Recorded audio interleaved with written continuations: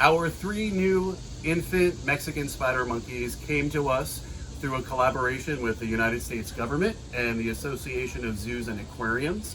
They were unfortunately smuggled across the Mexico-US border in Texas to become pets here in the United States.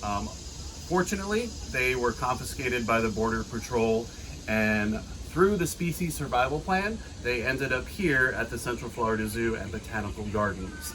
Here we can provide them with a proper home and the proper area for them to be spider monkeys. And what's great about this unfortunate situation is that they are considered founders for the population here in the United States, which means that their genetics have not been represented here at all in the spider monkey population in accredited zoos. So we're very excited that they can fulfill that purpose here in the United States. They did come from a series of unfortunate events, and that's how they got their names. Their names are Sunny, Violet, and Klaus, due to the fact that they had all those unfortunate events as they were youngsters while they were being smuggled out of the wild across the border and ultimately ended up here at the Central Florida Zoo and Botanical Gardens.